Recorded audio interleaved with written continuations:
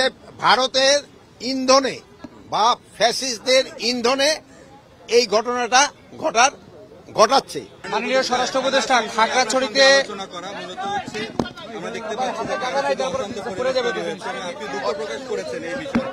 এখনকার পরিস্থিতি ওখানে কি অবস্থা এবং পরিস্থিতি আসলে ঘোলাটের দিকে যাচ্ছে কিনা আপনার কাছে আপডেট কি আছে? আপনারা এই ভাইয়ের প্রশ্নটা হয়তো আপনারা শুনছেন। ভাই প্রশ্ন করছে যে একটা মহল খাগড়াছড়ি যে পরিস্থিতি এটা ঘোলাটে করার চেষ্টা করতেছে। একটা মহল এটা আপনারা দেখবেন। আমাদের দেশে কিন্তু একটা এখন সনাতন ধর্মীদের একটা সবচেয়ে বড় উৎসব কিন্তু চলছে। এই উৎসবটা কি যেন আমরা শান্তিপূর্ণভাবে করার জন্য আমরা সব ধরনের প্রস্তুতি নিচ্ছি।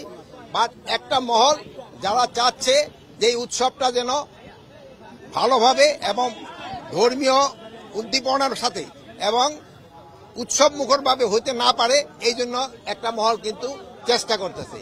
এই একটা মহলে কিন্তু এই খাগড়াছড়িতে এই ঘটনাটা ঘটার চেষ্টা। স্বরাষ্ট্র উপদেষ্টা, আমরা জানছি যে পার্শ্ববর্তী দেশ থেকে তাদেরকে অস্ত্র দেওয়া হচ্ছে, টাকা দিয়ে যোগান দেওয়া হচ্ছে এবং দীর্ঘদিন ধরে তাদের এই পরিকল্পনা। আমরা দেখেছি সেখানে একজন বক্তব্য দিয়েছে এটাকে ভারতের যেন একটা রাষ্ট্র হিসাবে বা একটা প্রদেশ হিসাবে যেন নিয়ে যাওয়া হয়। সে বিষয়ে আপনারা কি ধরনের পদক্ষেপ নিচ্ছেন? আর সেখানে একটা ঘটনা ঘটেছে, 3 জন নিহত হয়েছে, আইন শৃঙ্খলা বাহিনীর সদস্য আহত হয়েছে।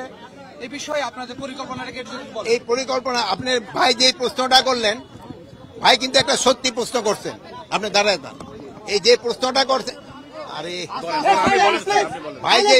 ভাই যে প্রশ্নটা করছেন, আবার আপনি প্রশ্নটা একটুখানি বলেন, ওনারা তো শুনে নেই। বলা যে ভারতের ইন্ধনে বা ফ্যাসিস্টদের ইন্ধনে এই ঘটনাটা ঘটাচ্ছে। তা আমরা এটা যেন ঘটাতে না পারে এই জন্য আমরা আমাদের সর্বাত্মক ব্যবস্থা নিচ্ছি।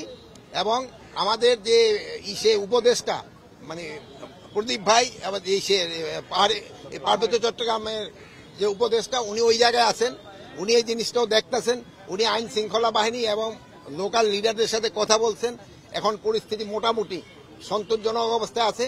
তা আপনারা জানেন কিছু সন্ত্রাসী পাহাড়ের উপরে থেকে তারা ফায়ার করছে এবং এই হাতিয়ারগুলি অনেক সময় বাইরে থেকে আসছে, যেটা আপনি ভাই বললেন। আমি অবশ্য দেশের নাম বলতে চাই না, আমার সাংবাদিক ভাই দেশের নামটা বলে দিছে। তা আপনারা এটা যেন প্রতিহত করতে হলে আপনাদের সবাই আমাদের সাহায্য এবং সহযোগিতা দরকার হবে। আপনারা সবাই আপনার সাহায্য সহযোগিতা করবেন। আরেকটা জিনিস হলো, আপনারা সবচেয়ে বলবেন যে গতকাল থেকে কিন্তু আমাদের একটা বড় ধর্মীয় উৎসব শুরু হয়ে গেছে।